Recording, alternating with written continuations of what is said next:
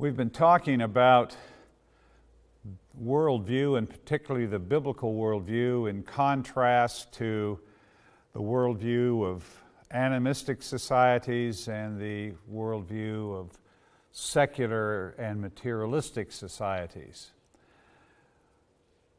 We mentioned the other day the tree, that ideas have consequences, and the roots of a tree are the belief system of a culture, and the trunk of the tree represents the value system that comes from that belief system.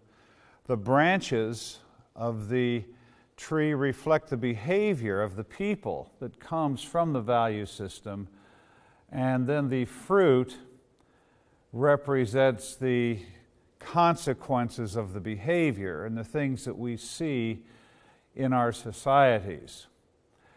What we want to do today is give you a practical tool on how you can begin to examine some of the things in your society that are hindering your society, that are keeping it from flourishing, that are keeping it from becoming all that God intends for it to be. We title this lesson and the corresponding work session, The ABCs of Culture, or the Web of Lies. You'll see why we call it the ABCs of Culture in a few minutes, but the Web of Lies is, if you think of the web of a spider that entangles you and keeps you from functioning, keeps you from flourishing. Satan is a liar, and he spins webs of lies that impoverish individuals and nations. I'd like to begin by giving you a couple of illustrations. These come from very different parts of the world, and I'll begin with one from my own country. If you were to drive from Los Angeles, California, across the country diagonally up to Boston or New York, you would be able to listen to Christian radio stations all the way across the country. There's something like 2,000 Christian radio stations. And in all of the major cities, you would be able to watch Christian television. There's something like 200 Christian television stations around the country. There are Christian primary schools and secondary schools. There's Bible schools, there's Christian colleges, there's Christian universities, and there's even Christian graduate schools. There's Christian newspapers and Christian magazines. If you were to color the United States Christian, by color, you would color her Christian. And yet today, we kill 1.2 million babies a year through abortion. Yet today, within the church, the breakup of families is approaching that of the breakup of the society as a whole. Today in the state of Oregon, they've passed a law that allows for physician-assisted suicide. It's nicely called, nicely packaged, death with compassion, or a compassionate ending to life. But what it is allowing doctors to murder their patients. And this trend is only growing in this country. So what's wrong with this picture? So many churches, so much Christian media and communication systems, and yet so much brokenness. What's wrong with this picture? The second illustration is from a friend of mine named Silvio. Silvio, at the time he told me this story, was a nurse. He worked for Youth with a Mission and he worked on a boat on the Amazon River, and this boat would go up and down the Amazon River. And Silvio was part of a medical healthcare team. And they would get off the boat and go up into the tributaries of the Amazon as far as they could in a canoe, and then if they had to, they would walk further to these very remote villages. And Silvio told me that 35 years ago there were no Christians in this part of the world. These were unreached people groups. But missionaries came in, preached the gospel, and planted churches. And then they would go deeper into the jungle and they would preach the gospel and plant churches.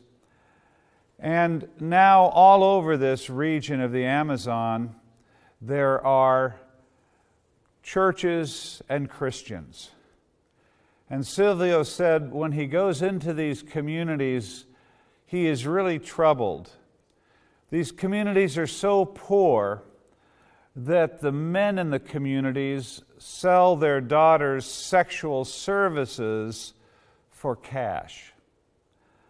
And he said the thing that really makes him cry is that the Christian fathers sell their daughters' sexual services for cash. What's wrong with this picture? The next illustration comes from a major global missions conference that took place a dozen years ago. There were 2,000 missionaries that gathered from all over the world. And one of the leading missions strategists in the world was tasked with telling the history of global missions.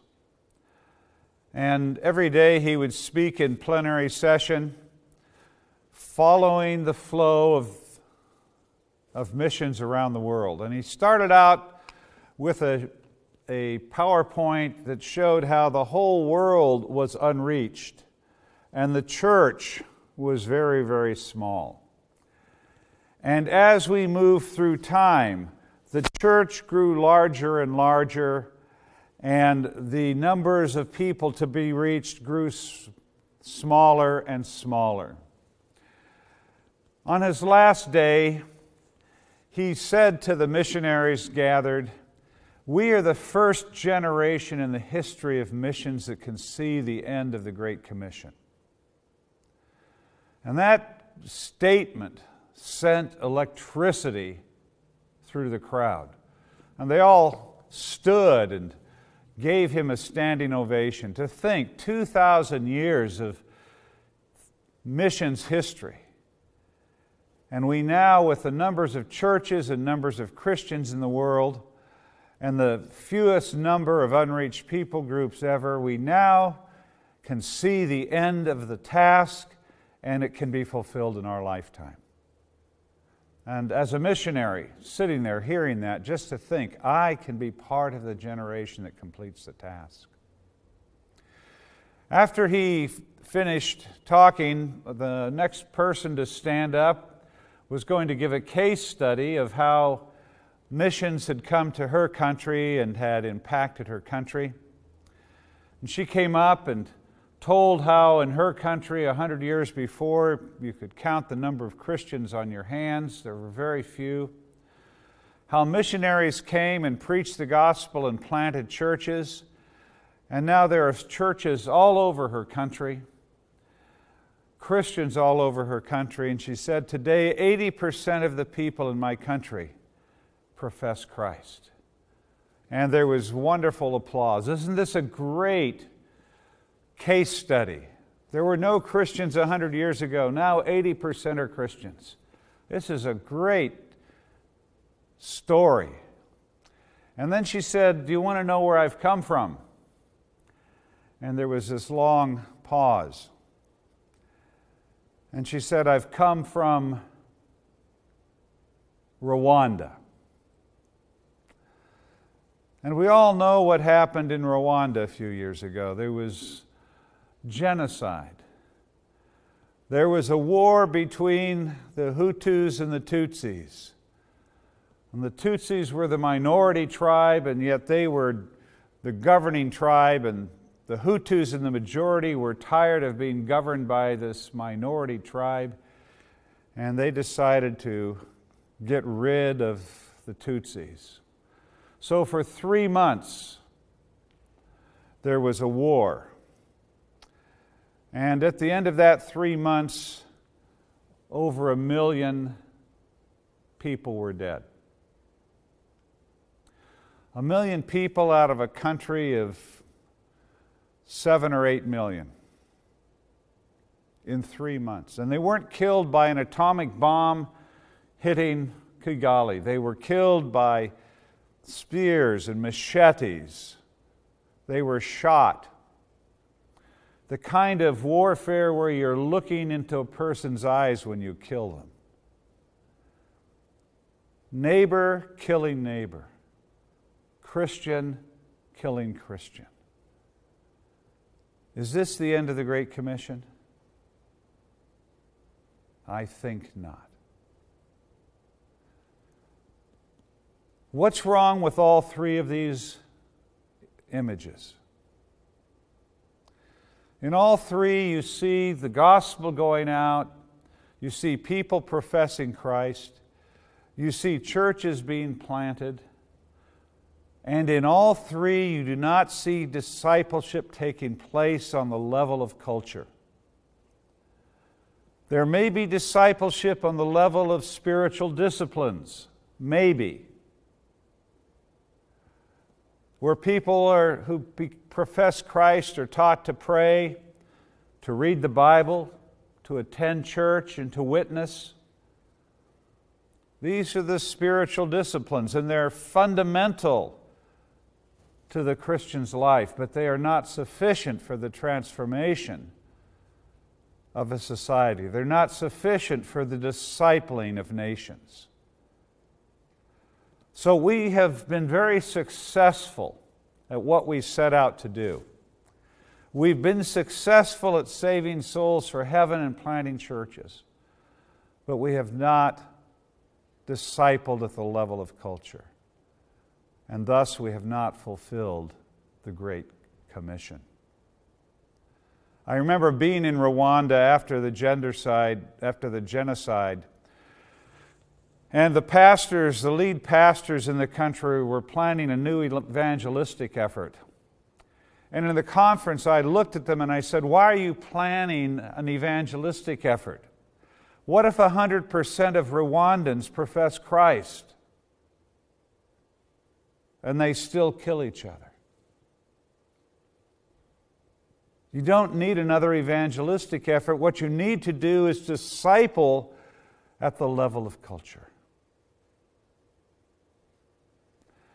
Now, I'd like you to think for a few minutes, what other issues can you see, other situations where there has been evangelism and church planting, but where you have seen very little results? And what does this mean for the task of the church?